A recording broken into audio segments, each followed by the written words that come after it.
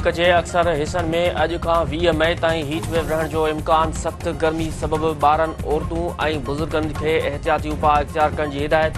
मौसमियात खाते जो चवण है तो पंजाब, सिंध, बलोचिस्तान, केपी, कश्मीर और गिलगित बल्तिस्तान में 20 मई ताईं गर्मी पद 5 खां 7 डिग्री सेंटीग्रेड रहंदो। मथाऊं इलाइक़नि में भी गर्मी पद वधण सबब बर्फ़ पिघलण की रफ्तार तेज़ थियण जो ख़दशो है। पाकिस्तान सिंध तास मुआहिदो मुअत्तल करण ते भारत के बाज़ाब्ता तौर ख़त लिखी छॾियो। पाणी वसीलनि वारे सेक्रेटरी सैयद अली मुर्तज़ा पारां भारत के सेक्रेटरी के ख़त लिखियो वियो। ख़त में चयो वियो आहे त सिंध तास मुआहिदे में एक तरफ़ो मुआहिदो ख़त्म करण वारी का बि शिक मौजूद नाहे। पाकिस्तान सिंध तास मुआहिदे के पंहिंजी असुल शिकल में बरक़रार समझे थो। जंग ऐं ॻाल्हियुनि ॿिन्ही लाइ तैयार आहियूं। वज़ीर आज़म शहबाज शरीफ़ ख़िते में अमन लाइ नरेंद्र मोदी के कश्मीर मसइले ते ॻाल्हियुनि जी आछ करे छॾी। वज़ीर आज़म शहबाज शरीफ़ तरफ़ां ऑपरेशन बुनियाद मरसूद जे अॻियनि मोर्चनि ऐं फसरूर छावणी सियालकोट जो दौरो। संदसि चवण आहे त ऑपरेशन बुनियाद मरसूद ज़रिए पाकिस्तान 1971 ईस्वी जो बदिलो वठी छॾियो आहे। ॿीहर अॻराई जी कोशिश थी त भारत जो कुझु बि न बचंदो। उहो हाणे खां बि भरपूर जवाब ॾींदा। पाकिस्तान पंहिंजो पाणी वारो हक़ खसे वठंदो। पाणी संदन रेड लाइन आहे, उन ते का बि सौदेबाज़ी न थींदी। सिंध तास मुआहिदो मुअत्तल थियो या भारत पाणी बंदि करण जो सोचियो त पोइ रत ऐं पाणी गॾु न वेंदा। मोदी के भाषण न ॾे। भारत दहशतगर्दीअ खे विढ़ंदे हुननि 90,000 जानियूं कुर्बान कयूं ऐं 150 अरब रुपए जो मुआशी नुक़सान बर्दाश्त कयो। उहा संदन बका जी जंग आहे। वज़ीर आज़म जे दौरे दौरान army chief general Syed Asim Munir, air chief marshal Zaheer Ahmed Babar Sidhu, Ishaq Dar ऐं ख्वाजा आसिफ बि साणुसि गॾु हुआ।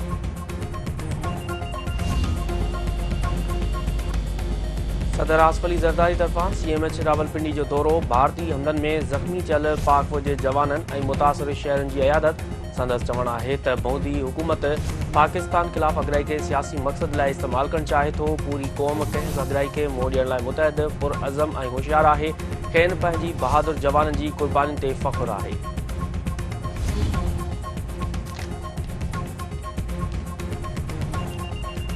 ऑपरेशन बुनियाद मरसूद में ज़ख़्मी थियल वधीक ॿ बहादुर पुट वतन तां क़ुर्बान। भारतीय अॻराई जो जवाब ॾींदे ज़ख़्मी थियल ॿिनि जवाननि अस्पताल में दम ॾिनो। पाक फ़ौज जे शहीदनि जवाननि जो अंग वधी 13 थी वियो। ISPR जो चवणु आहे त मुल्क जे दिफ़ा दौरान शहीद थियलनि में हवलदार मोहम्मद नवीद ऐं हवाई फ़ौज जो टेक्नीशियन मोहम्मद अयाज़ शामिल आहिनि। शहीदनि जी क़ुर्बानी क़ौम जी यादुनि में हमेशह ज़िंदा रहंदी।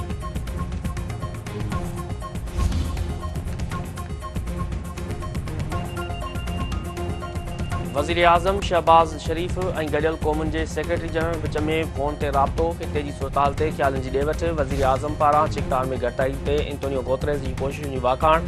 वज़ीर आज़म शहबाज शरीफ़ चयो आहे त पाकिस्तान ख़िते जे अमन जे मफ़ाद में जंगबंदी ते इतफ़ाक़ कयो।